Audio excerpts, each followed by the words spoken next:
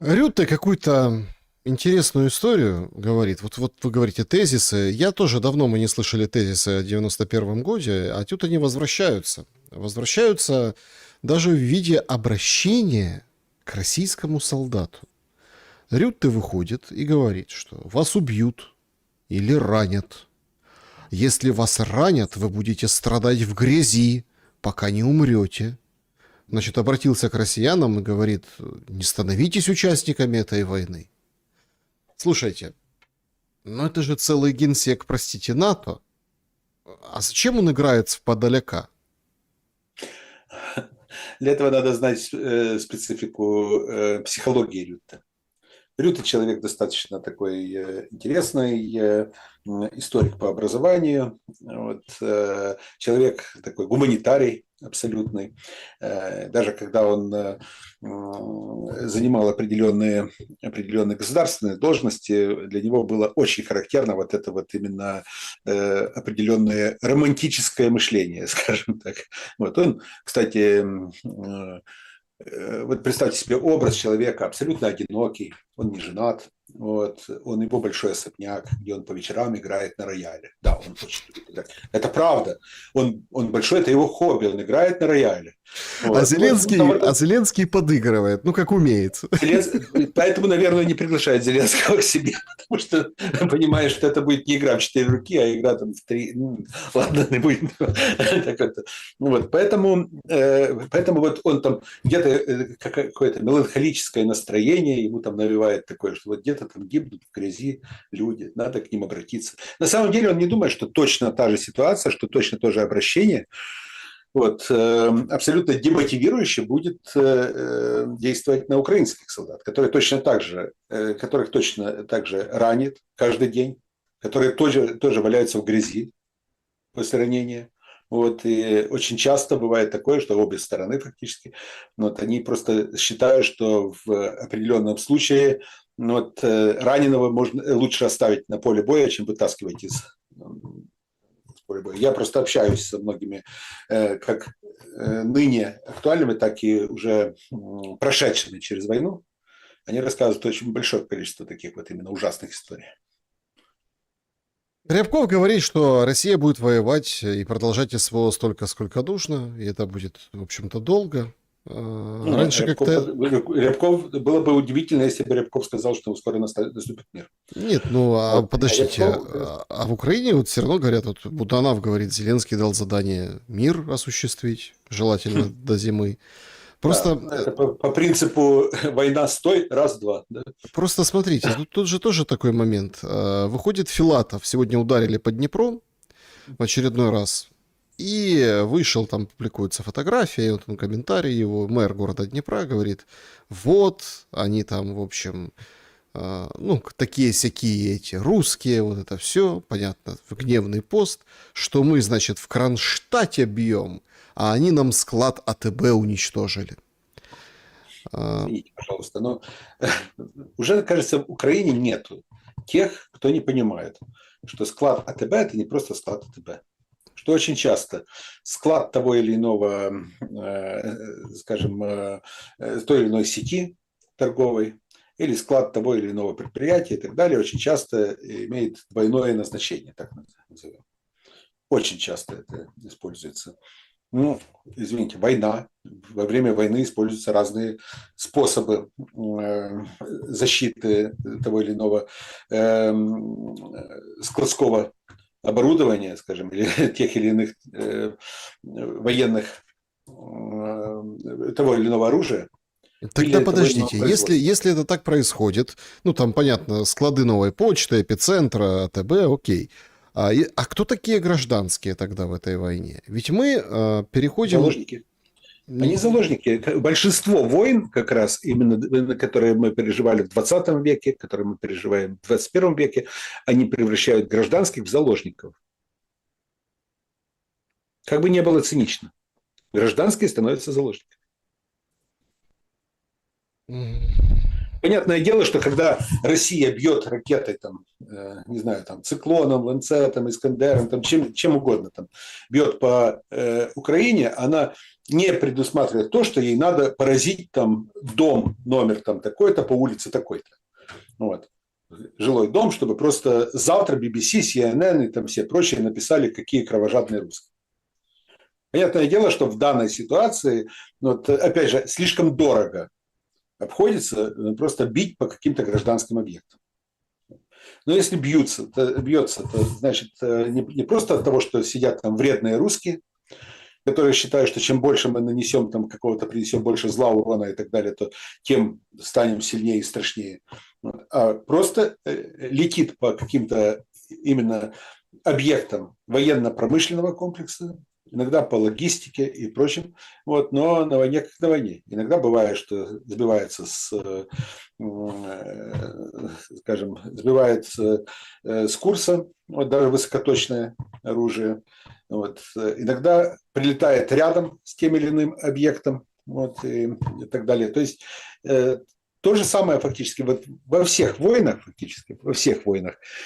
речь не идет о том, чтобы уничтожить побольше гражданского населения. Но гражданское население гибнет, потому что они являются заложниками. Но теми заложниками, которые ничего не смогут сделать. Конечно. Кроме того, что спрятаться где-то там в подвал, или же в метро, или в бомбоубежище. Почему тогда, условно, да, если там украинские заложники считают, что нужно точно в такое же положение поставить, например, россиян, и ну, тогда дело в шляпе. Ведь то, что сейчас говорит Зеленский на встрече с Рютте, о том, что я готов встретиться, чтобы не ждать, пока там все конфликты закончат, ну, это он намекает на Иран, где абсолютная, скажем, такая зыбкая ситуация, потому что США ударили опять, Иран ударил по международному аэропорту Кувейта, ударил по базе, в общем, Иран ударил, то есть обмен ударами еще один был, да, прошлой ночью, и там вообще все ни шатка, ни валка, и чтобы, мол, не ждать в очереди, пускай со мной Путин встретится. Ну, вот так как бы пропихивает эту идею Зеленский. Получается, что эти люди с украинской стороны желают, чтобы такая же система была в России, чтобы потом Зеленский встретился с Путиным? Ну, наверное. Наверное. Но дело в том, что Путин точно не собирается встречаться с Зеленским. Вот. Хотя я подозреваю, что Зеленский тоже не горит желанием встречаться с Путиным. Это только бравада. Вот видите, я готов, Путин не приходит. Путин не придет. Вот. Он понимает, что Путин не собирается с ним встречаться, и поэтому он и заявляет о своей готовности. А с кем готов говорить Путин по Украине? Я думаю, что пока что он готов пока что говорить только с Трампом об Украине, но не с украинским руководством. Либо же, если завтра пройдут определенные изменения в Украине, вот, то с тем, кто придет и будет демонстрировать ту или иную степень легитимности. С легитимностью прям беда. Прямо беда. Петрович. Ну, то есть Прямо беда. прям все. Вы же понимаете, что для установления мира необходима легитимная власть. Для капитуляции может быть и нелегитимная власть. Ну, так и капитуляцию не приближают, как бы, У Кейтеля и Дёница не было легитимности в мае 1945 года. У них были властные полномочия, но у них было ровно столько полномочий, чтобы подписать капитуляцию. Поэтому в России ожидают, что вот, возможно, в Украине тоже произойдут какие-то события, когда какой-нибудь бравый генерал, который придет к власти, скажет: ладно, я готов ехать и подписываться. Буданов? Ну, я не говорю про Буданова. Тем более у Буданова сейчас рейтинги просели, говорят социологи. Нет, ну можно долго играть в кости Мельника, понимаете? Я понимаю, что нет, просто для нелегитимного процесса взятия власти нелегитимным путем, рейтинги – это абсолютно лишний вопрос. Это, знаете, вот. А что касается, ну, я в принципе, вот ситуация может быть таковой, что иногда никому неизвестный человек или человек, которого никто не берет в расчет, вдруг появляется, и все на нем начинают говорить. Вот. Многие ли говорили про Аш-Шара за 3 месяца до того, как он возглавил, всерьез говорили про Аш-Шара. Да, один из полевых командиров, да, один из, скажем так, радикалов, террорист и так далее. Вот. А тут вдруг раз и становится лидером Сирии. Ну, это вряд ли украинский сценарий. Почему? Потому что, смотрите, как видите, цивилизованная Европа. Смотрите, как все Извините, с я Украины. берусь утверждать, что ни один африканский, ближневосточный, латиноамериканский сценарий не чужд Украине. По политическому, по уровню политической культуры мы не отличаемся от жителей этих стран. Не надо тешить себя иллюзиями, не надо льстить себе. Так а что Америка? Все уже, духа Анкориджа больше нет? Нет, так Америка дальше верит в то, что дух Анкориджа работает. Вот. Вот сейчас приедет, условно говоря, вот соберутся Уитков и Кушнер, приедут, поедут в Киев, поедут в Москву или сначала Так в в Москву. Петербургском форуме официальное представительство Америки заявили. Да, ну, так в том-то и дело. И, соответственно, вот они приедут, и все снова наладится. И снова начнем вот все то, что в прошлом году договаривались, прошло уже меньше года. Поэтому, а Россия уже, в принципе, повысила чуть-чуть планку. И я думаю, что это не первое повышение планки, которое предстоит нам услышать. Как вы оцениваете, ну, вот эту, скажем так, абсолютно непонятную ситуацию вокруг Ирана? Трампу она выгодна, что ли? Ну, все утверждают, что нет. А почему нет? Почему? Она абсолютно нет. Она невыгодна союзникам Трампа, которые все еще считаются союзниками. Вот. Да, невыгодна, но Соединенным Штатам она абсолютно даже не мешает. Вот, поэтому Соединенные Штаты могут дальше играть в кошки-мышки вокруг Ирана. Соединенные Штаты дальше могут там высказывать озабоченность, но при этом контролировать цены на нефть. Вот, то повышает и понижая их. И Соединенные Штаты могут шантажировать тех же своих союзников, и тех же своих конкурентов, типа Китая. Выходит сегодня с очень, ну, таким... вот, да, в Днепре по терминалу новой почты ударили. Склад АТБ, новая почта, это вот сейчас приходит эта информация. Мы просто в прямом эфире, и поэтому говорят, что вот, ну, как обычно, да. Смотрите, выходит товарищ, ну, скажем так, польский вице-маршал и говорит, что, ну, в общем-то, Польша перестанет платить за Старлинки и вообще всячески помогать Украине. Прям там целая акция за последние дни от польских политиков. Одни награды возвращают Зеленскому, третьи призывают мужчин в этой дискуссии, да, скажем так, призывного возраста разворачивать, если они хотят остановиться в Польше, или вообще выгонять. Но тоже какая-то странная логика, многие не поняли. То есть одно из подразделений Зеленский называет именем героев УПА.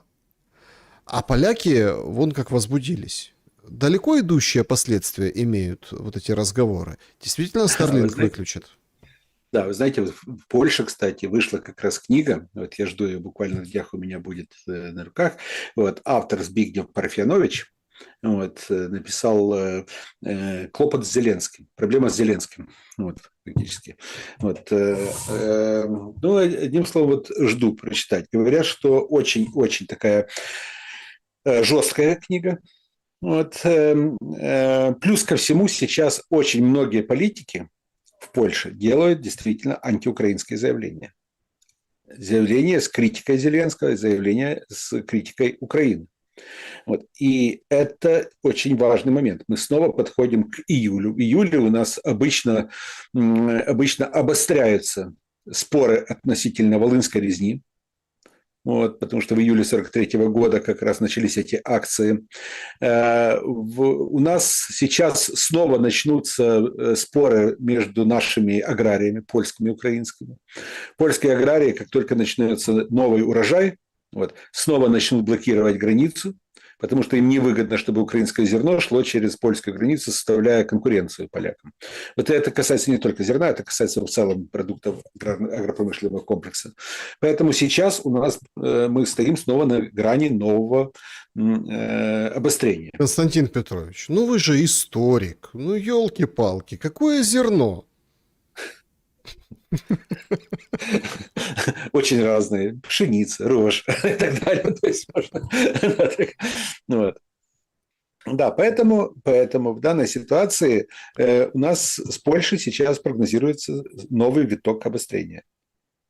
А многие политики уже играют на опережение, пытаются эту волну просто оседлать. Да, но давайте так. Ну, то есть вы не верите в серьезность угроз со стороны Польши, чего-то Ну, закрыть, как? перекрыть, блокировать, не пускать? Пока что будет шантаж. Будет просто давление на Киев. Вот. Но постепенно, я думаю, что они будут и показывать, что мы не только говорим, а кое-какие действия они тоже будут предпринимать. Если мы попытаемся рассмотреть вот эти политические заявления о завершении войны в ноябре месяце, тут внезапно вышли все. Бойко вышел, говорит, посмотрел в глаза Зеленскому и говорит, да, будет мир скоро.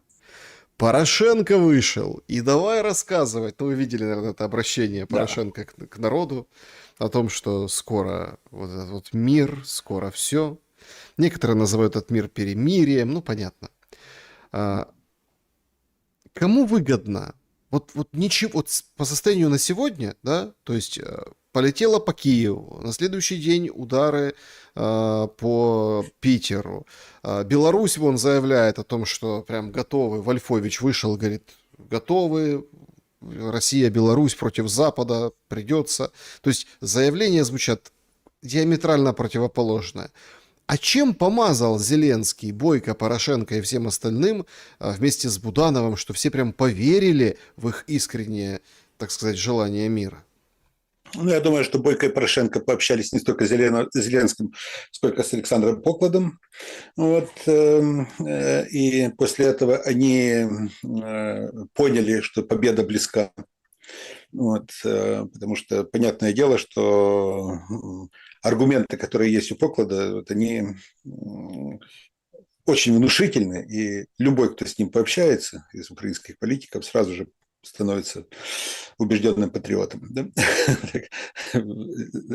Что же касается реалии, вот просто многие политики просто не хотят сейчас ссориться с Зеленским. Они считают, что зачем? Это не их сейчас вот эти вот войны, чтобы их там еще начали прессовать, чтобы попасть в этот замес, который сегодня наблюдается, вот эти антиермаковские Кто силы. с кем? Ну, как... Ой, там война всех против всех сейчас идет. Но ни Бойко, ни Порошенко не являются игроками в этой войне, они являются статистами сегодня в этой войне. Вот. Порошенко вообще, очевидно, кто-то ему рассказал про такой вот про сюжеты из Гая Светония Транквила, там, древнеримского историка. Вот. Кто-то рассказал ему, каково оно было при Калигуле. Вот. И что, да, и что когда вот и рассказали ему историю императора Клавдия, вот, что нужен был император, и вот тогда вот взяли вот этого Клавдия, там нашли безвольного, которого никто не брал никакие расчеты, и когда убили Калигулу, когда свергли Калигулу, тогда Клавдию водрузили венец золотой на голову. Вот он думает, что он может сыграть роль Клавдия в новой. Вот. Ну, не того Клавдия, который у Подеревянского «Хтывый дядька принца», вот, помните, такой герой, вот, а вот именно Клавдия из древнеримской истории. Вот. И вот он ждет, когда наконец-то свершится вот то, что было в Римской империи, в римской истории с Калигулой. Поэтому он думает, что лучше всего не отсвечиваться сейчас со своей особой позицией, своим мнением. В общем, так и непонятно, кто такой Вова. Судя по встрече вчерашней с Притулой, Зеленского, как они мило побеседовали, как об этом пишет Зеленский. Слушайте, а вообще, тоже поразительно. Ну, Не, ну, Вов у нас так много, что на самом деле это может быть кто угодно, этот Вова. Ну, они могли Путина иметь в виду. Они могли иметь в виду, там, я не знаю, там, Литвина, вот, Симковича, там, который сейчас в эмиграции, там, кого угодно. У нас же очень много Владимира, очень распространенные. Я не знаю, это ж, кого там имели в виду, кто такой Вова на пленке. как удается Зеленскому вот постоянно выворачиваться из-под этих ударов?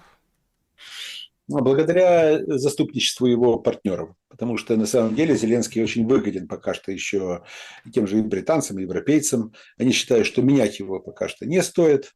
Пусть руководит. Вот. Ограничить в средствах, ограничить в доступе к фондам, к бюджетным средствам и так далее, это да. Вот, поставить людей, которые бы следили за тем, чтобы иностранная помощь не разворовывалась, это да. А во всем остальном пусть Зеленский будет. Ну, не надо его добивать. Он абсолютно прогнозируемый, абсолютно договороспособный. Вот. Зачем менять коней на переправе? Получается, Зеленский с нами навсегда? В том-то и дело, что я думаю, что те, кто стоят за ним, переоценивают свои силы. Потому что они тоже не всесильны в этом мире. В этом мире есть и другие силы, которые тоже претендуют на то, чтобы рано или поздно поменять ситуацию в Украине. Ну, о каких вы силах говорите? Трамп, он сейчас Как полностью минимум заглох еще три Израиля. силы. Да? Не, ну в том-то и дело. Вот, как минимум есть еще три силы, вот, которые пока что не, мы их не рассматриваем как активных игроков, вот, но которые могут в любой момент включиться. Так а какие три силы? Подождите. Ну, Соединенные Штаты, Россия, Китай. глобалисты все. А вы считаете, Россия не включилась активно? Нет, я считаю, что Россия просто включилась абсолютно по-глупому в 2022 году. И меня никто не переубедит. Вот, потому что вся политика относительно Украины, которая предшествовала 2022 году, это была политика ошибок, сплошных ошибок, и причем русские до сих пор не хотят этого признать, что они дали себя втянуть в эту войну, они дали возможность абсолютно своим бездействием фактически содействовать тому, что Украина ушла на Запад. Вот. И они думали, да пускай там себе погуляют, никуда они далеко не уйдут. Условно. Вот. И до сих пор считаю, что они все делали очень правильно, исключительно потому, что у них были гении, которые фактически руководили процессом. Вот. История с Арменией повторяется сейчас? Отчасти. Посмотрим 7 числа. Посмотрим 7 числа. Но я считаю, что выступление Путина относительно Армении с вот этими угрозами, ну, с намеками такими и так далее, было абсолютно лишним. Почему? Да потому что на самом деле он уже расписался в том, что у России ослабли рычаги воздействия на Армению. Еще месяц назад или 1,5 месяца назад ситуация была такой, что у Пашиняна падали рейтинги, и у 3 его оппонентов, которые там претендовали на определенное прохождение в парламент Армении, они совместно могли бы создать определенную коалицию, в которой бы, Пашинян бы мог оказаться в меньшинстве. Но сейчас, я думаю, что речь Путина может привести к консолидации как раз пропашинянских сил. Война за Армению будет? Вот просто мне, знаете, нравятся вот эти доморощенные аналитики, все говорят, вот, все силы Путина в Украине, Не там, будет. там Армения, там, с гулькин нос, если так разобраться. Не будет. Да нет, Армения очень важная. Нет, важная, по стратегически объему важная страна, плюс там база, есть российская, плюс, да. то есть... Да. И второе, фактически по величине в мире посольство Соединенных Штатов. Раньше было первое, самое большое было именно в Армении. Сейчас второе по величине, потому что открыли самое большое в Ираке посольство, американское. Поэтому тут такое. Там интересы приплелись очень многих стран. Плюс давайте не забывать, что по международной географической классификации, регионализация географическая, Армения относится тоже к региону Ближний Восток. Вот. Мы привыкли, что это постсоветское государство, Закавказье и так далее, но, например, те же американцы рассматривают Армения, Грузия, Азербайджан – это Ближний Восток с их точки зрения. Вот. У них очень такое удивительное районирование. Например, Молдова – это Балкан регион. Вот. У них считается и так далее. Так это многое объясняет, Константин Петрович. Конечно, это, кстати, очень многое объясняет. На самом деле, смотрите на это районирование. Оно очень многое объясняет в геополитике, в подходах тех или иных государств. Я не думаю, что там будет сейчас война, вот, хотя там уже пригрозили, что если будут те или иные силы, придут к власти, там могут возникнуть проблемы у этих сил и так далее. Но особенно из Азербайджана поступают такие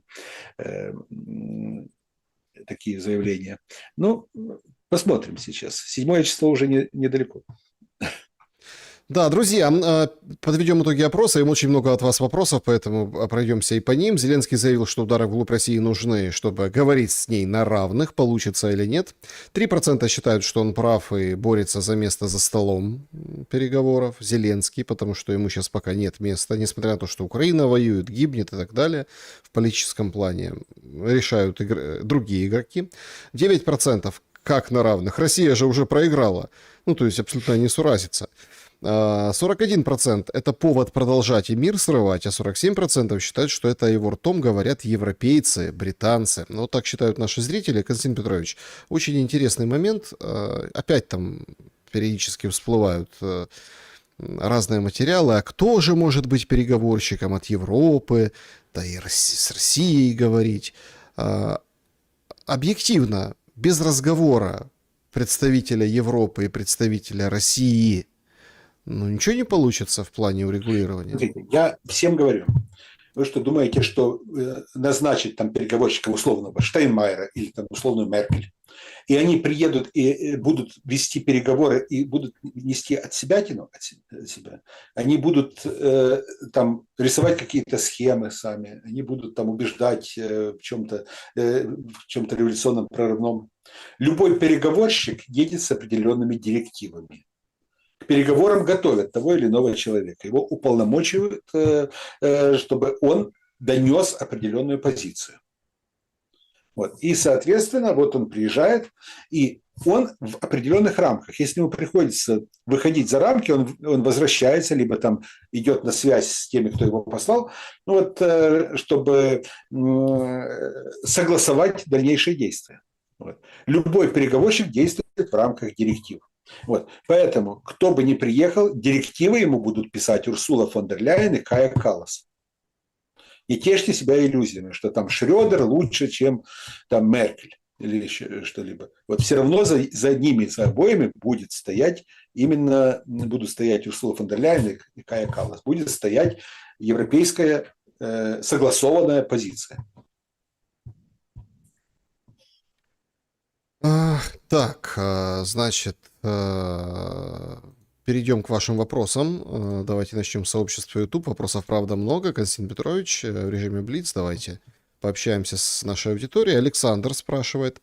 В 1939 году Мельник написал Риббентропу письмо, в котором была такая фраза. Организация украинских националистов, как единственный действительный носитель и руководитель освободительной борьбы украинской нации с точки зрения мировоззрения, родственно аналогичным движениям Европы, особенно национал-социализму в Германии и фашизму в Италии. Вопрос.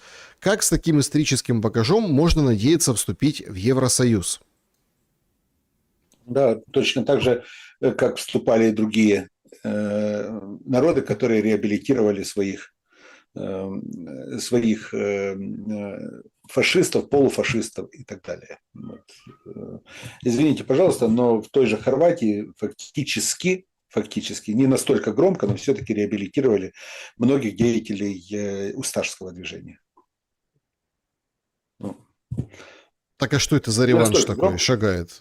Нет, а реванш идет, это с позволения, в принципе, с такого легкого позволения нынешнего руководства Европейского Союза. Они толерантно относятся к тем, кто выступали в роли союзников Гитлера, вот, те, у кого на руках кровь, вот, выступали, они просто говорят о том, что история должна просто всем воздать. Вот надо примирение сейчас. А на самом деле они говорят о том, что они же выступали в первую очередь против коммунистов и против Советского Союза. Поэтому сейчас нам необходимо для обоснования новой идеологической концепции вот, более толерантное отношение к тем, кто выступали критиками России, советской власти, Советского Союза. Алекс Шевченко. В истории войн было много случаев, когда армии топтались на небольшом клочке земли, перемалывая друг друга, но практически не сдвигались с места. При Вардении стороны угробили 1 миллион человек, при Сомме с 1,2 миллиона. И самое ужасное, несколько поколений потом не могли понять, для чего все это было. Не кажется ли вам, что ситуация в нынешней войне начинает превращаться в новый Верден? Я абсолютно с этим согласен. Более того, я постоянно привожу пример еще Ирано-Иракской войны 80-х годов, когда за 8 лет войны практически граница практически не сдвинулась, но уничтожили 1 миллион человек при этом. Но, знаете, да, нынешняя война, она уже действительно превращается, вот, как образно сказал Алекс, в новый Верден. Вопрос от Олега. Ошметки из дивизии СС «Галичина» после того, как их под видом пленных американцы через Италию перебросили в США, в 1961 году создали свое издание «Вести комбатанта». Если не обращать внимание на даты тех времен, то риторика реваншизма за проигрыш Великой Отечественной такая же, как и сейчас в пабликах офиса президента и радикальных якобы националистических ресурсах. Сжечь Москву, разрушить советскую Россию и прочее. Константин Петрович, как вы считаете, это случайное совпадение или война в Украине послужила катализатором и нужным моментом риторики реваншизма былых лет?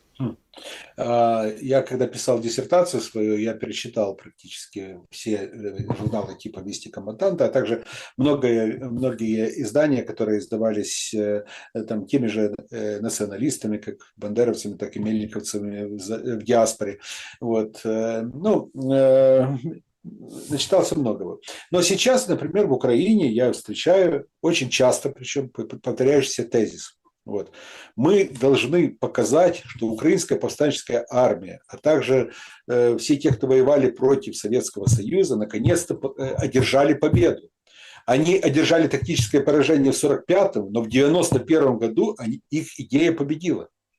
Поэтому мы должны всячески говорить о том, что УПА, дивизия СС «Галичина» и прочие оказались победителями в войне. Они победили Сталина, они победили Советский Союз, потому что Советского Союза нет, а ОУН существует. Вот такие тезисы сейчас очень-очень распространены.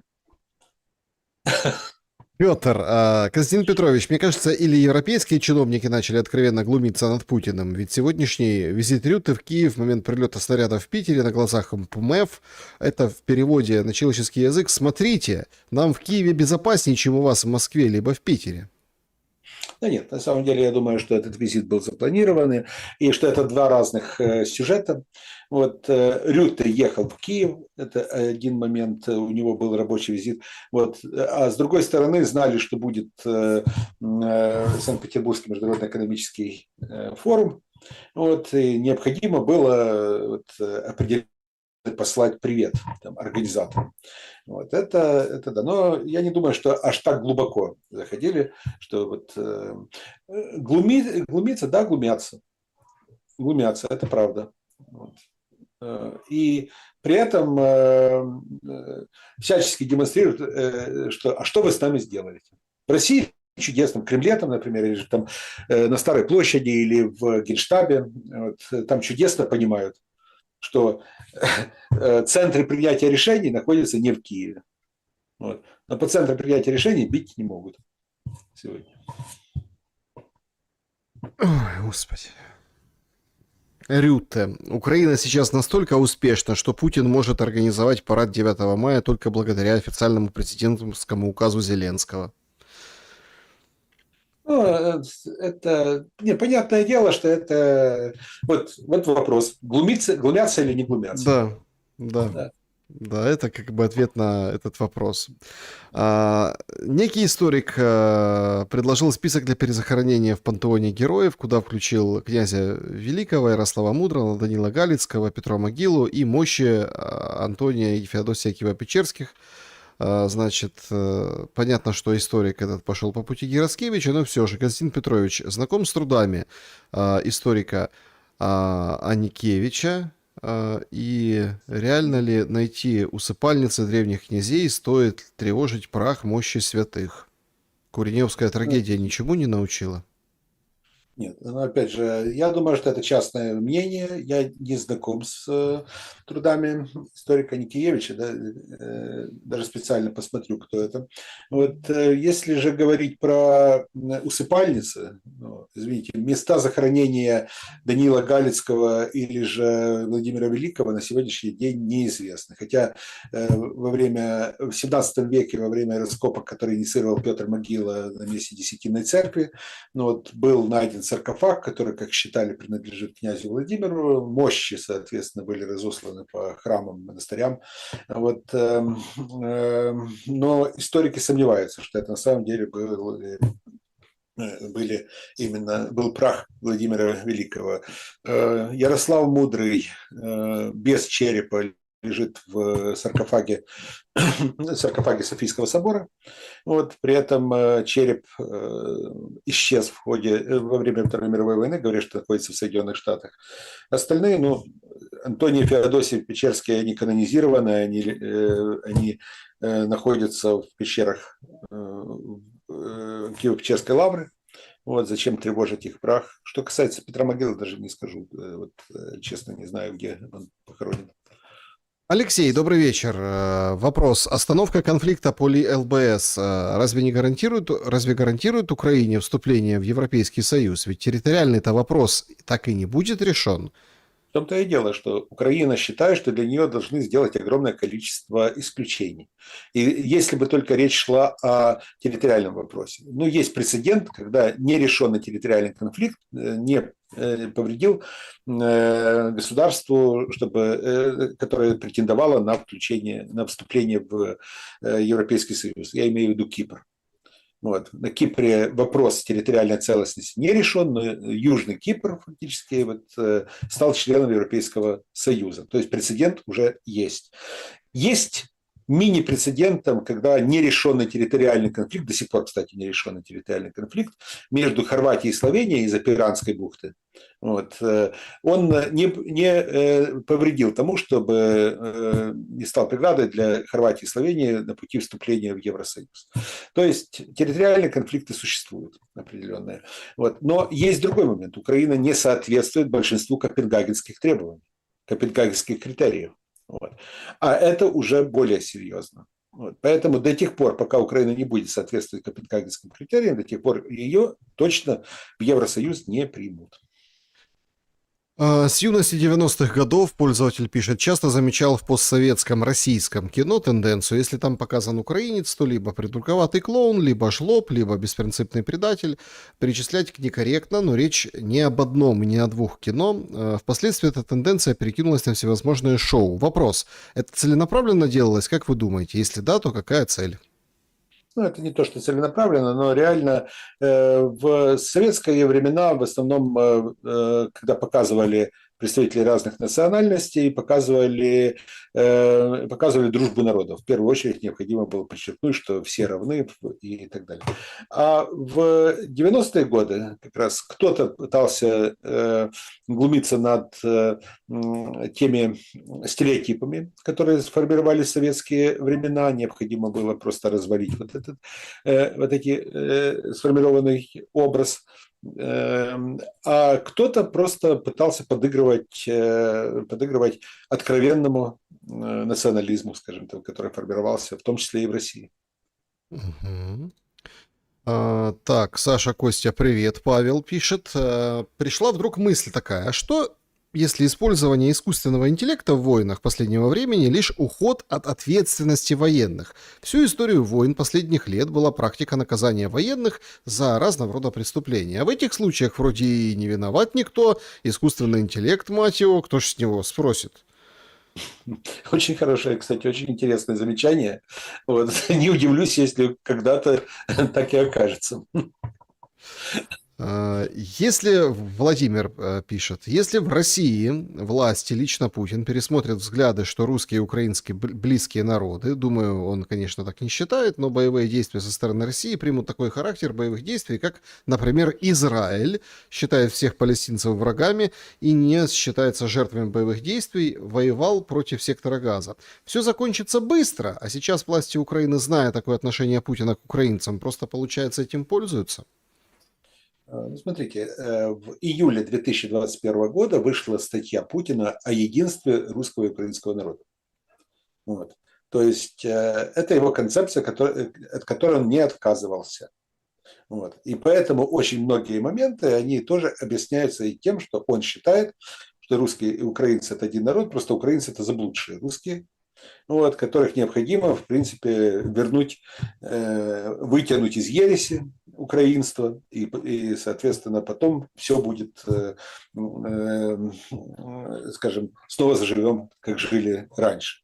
Вот, поэтому в данной ситуации, я думаю, что его некоторые действия и то, что европейские военные считают очень странным поведением России, оно продиктовано именно тем, что российское руководство считает, что не стоит воевать непосредственно с украинцами, воюя с Украиной как таковой, вот, потому что нам еще жить в одном пространстве, условно.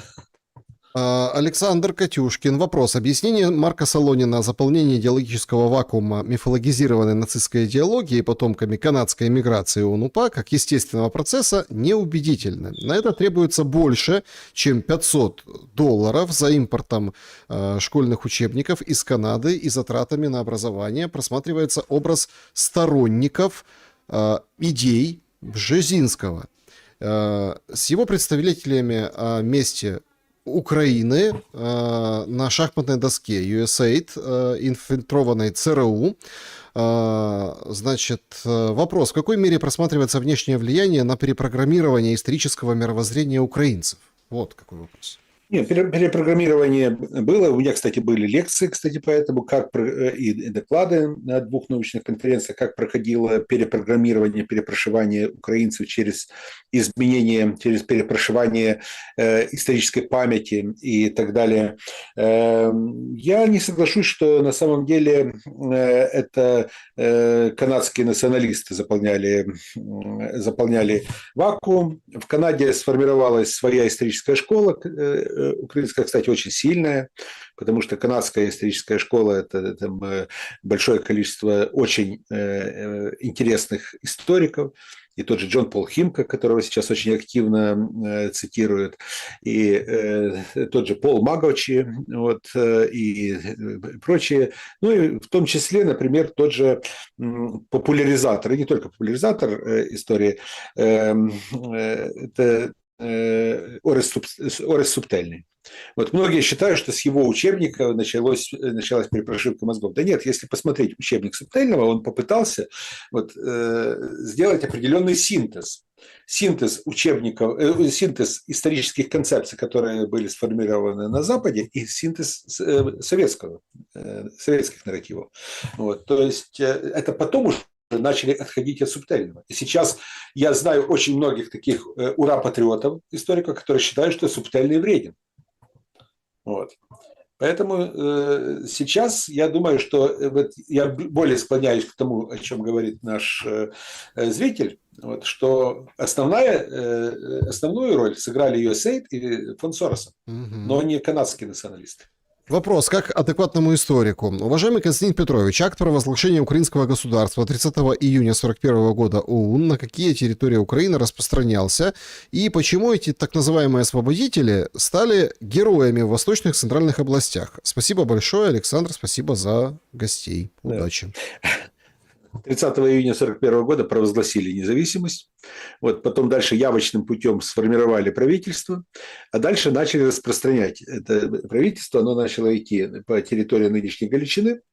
Вот я смотрел подшивки прессы как раз за начало июля 1941 года. Вот во многих уездах, в то время уже районах, вот, Львовской, Тернопольской, Станиславской областей, вот, собиралось местное население, провозглашали независимость, но при этом, кроме провозглашения, ничего дальше никаких шагов не предприняли.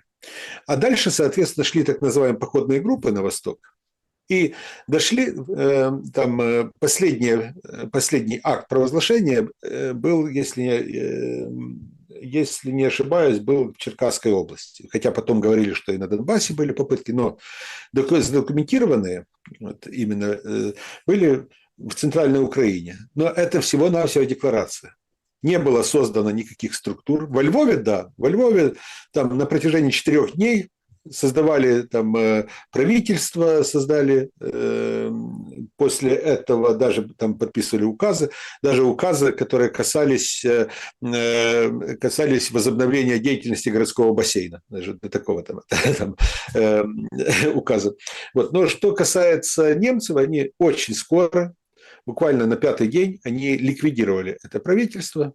Вот. Это правительство отправилось кто под домашний арест, кто в тюрьму, потому что оно не было согласовано с немцами. Украинцы просто считали, что мы же союзники, поэтому мы имеем право на провозглашение Украины. Вот. Даже говорили о том, что мы сейчас соберем миллионную армию в помощь вермахту. Вот. И Гитлер же должен быть, как здравомыслящий человек, он должен нас поддержать в нашем порыве.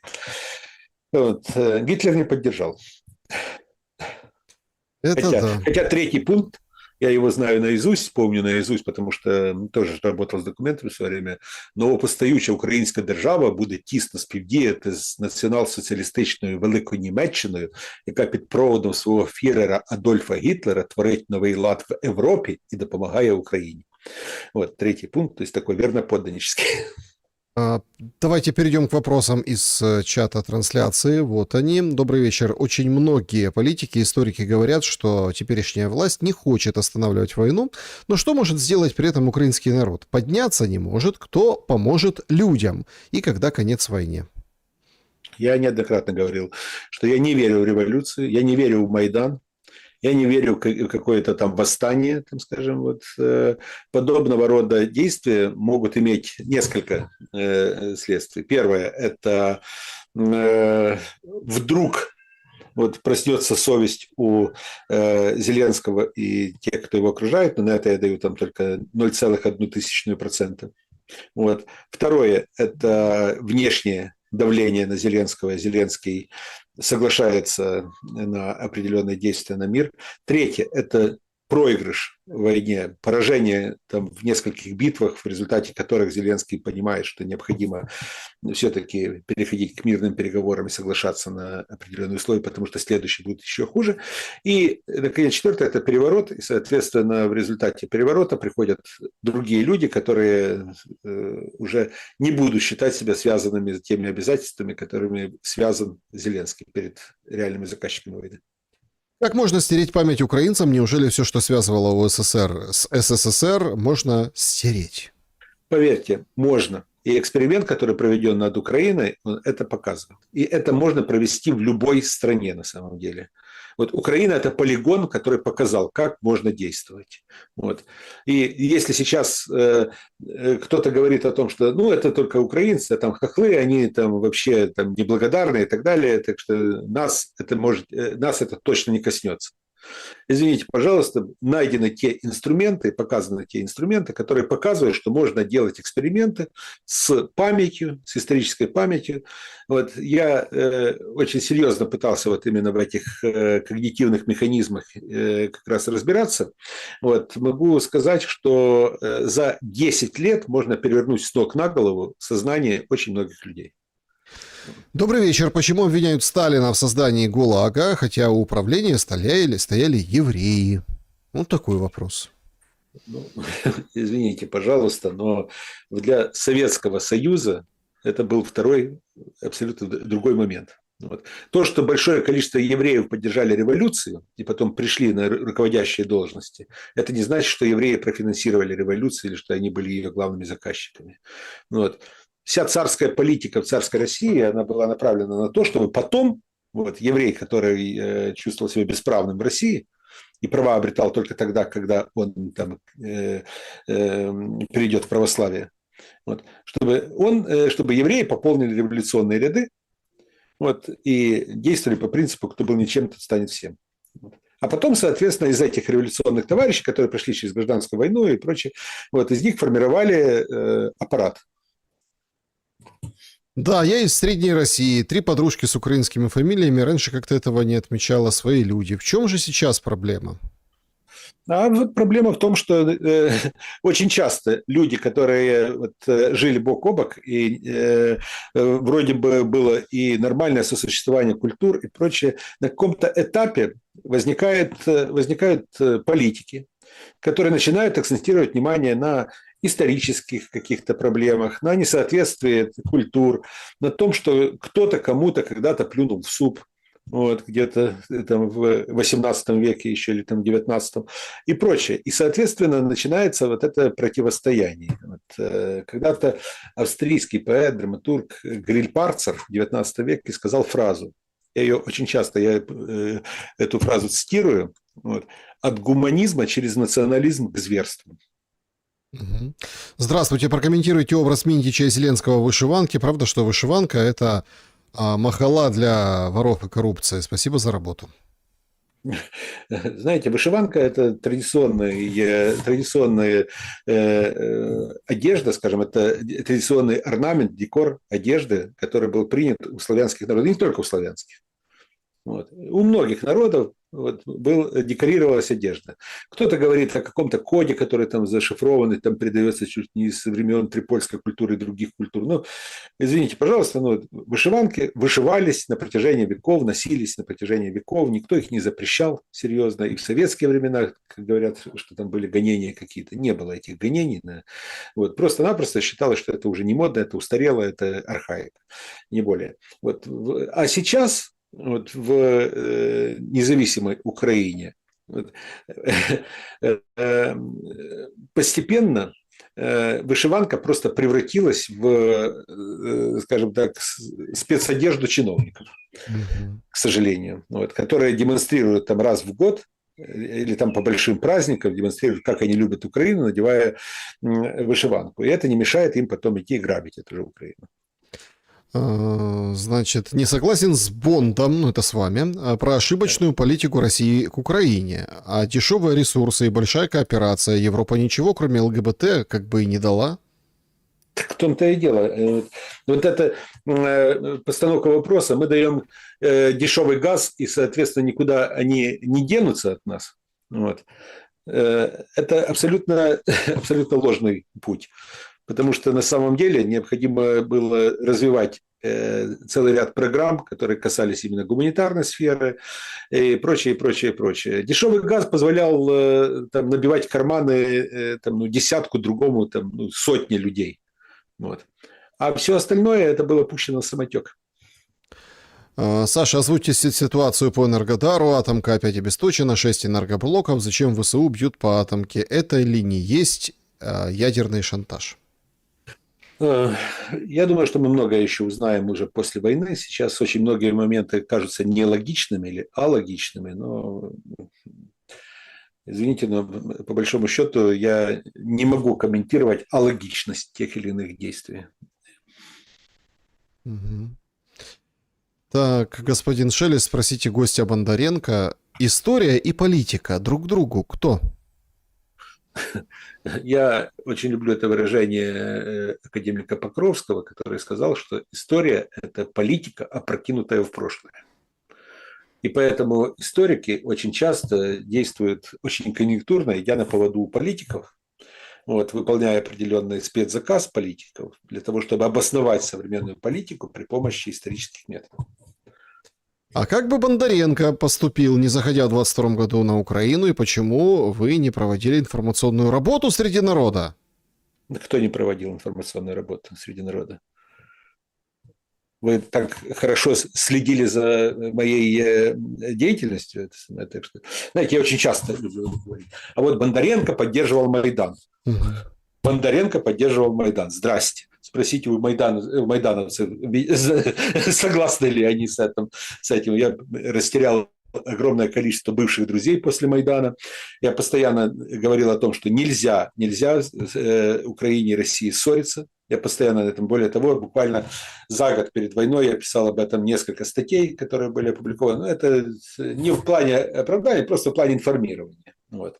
А что касается как раз 22 года, я бы не доводил до 22 года. Потому что, начиная приблизительно, даже не с 2014 года, не с 2013 года, а приблизительно с 2011-2012 года начались определенные проблемы, трения и так далее между Украиной и Россией еще во времена Януковича. И это историки еще должны исследовать этот процесс, как Украина и Россия становились врагами друг друга постепенно. Этот процесс необходимо было не допускать этого процесса в зародыше. Ну да, тут шутят, что ну вот и все, понятно. Кость провалил всю работу. Да, значит... Нет, я уже говорил неоднократно, что если спросить меня, кто является одним из главных виновников того, что провалено, я бы сказал Михаил Зурабов. Михаил Зурабов, бывший посол России в Украине, который вместо того, чтобы заниматься продолжением той политики, которую проводил Черномырдин, будучи послом, он просто-напросто, как барин, общался только там с несколькими людьми, в частности, с Порошенко, и считал, что он знает лучше других, что происходит в Украине. И фактически именно при нем начался главный процесс дистанцирования Украины и России. Зачем группа украинцев убила сама в Польше? Он там был реликвией, скандалище там. Что? Еще раз? Сама поймали в Польше. Сома. Сома. Ну, Сома. Вообще-то я сегодня читаю какую-то очень странную историю, что это вообще-то в озере Балатон, то есть на территории Венгрии. Выловили этого сома. Украинца потом поймали в Польше уже. Зачем? Опять же, человеческая глупость абсолютно бесконечна, не имеет границ. Что это за сом, вообще я не знаю. Поэтому зачем поймали? Решили, что это рыбацкий трофей, наверное. Не, ну там же как рыбаки поймали, отпустили, все, вытащили, сфотографировались, а там прям это все, здоровый. Честно говоря, я небольшой рыбак, но я неоднократно слышал, что сомы такой величины, эти двухметровые сомы, которые уже не один год живут, понятное дело, не один десяток лет, что их мясо мало съедобно, скажем так, или не отличается какими-то высокими вкусовыми качествами. Зачем они его выловили и съели, не знаю. Кто в конечном итоге сегодня может подписать большой договор о мире, спрашивает Анатолий. Пока что никто. В том-то и дело. Пока что никто. Если бы были те, кто готовы подписать, то уже был бы, наверное, подписан мир. Да, друзья, всем большое спасибо за то, что сегодня побывали на нашей встрече. По средам с Костем Бондаренко общаемся традиционно и постоянно, поэтому подписывайтесь на Костя Бондаренко в YouTube и Telegram. Поставьте лайк этому видео, не забудьте, пожалуйста, такой ритуал для YouTube, но очень важно, чтобы нас было видно и слышно. И, Константин Петрович, спасибо вам большое за время и мысли. Спасибо и вам, и до новых встреч. Берегите себя, ситуация развивается очень динамично. За всем следим, да, и не выпускаем из виду. Но в любом случае, как бы ни вывернулось, добра и света. Увидимся.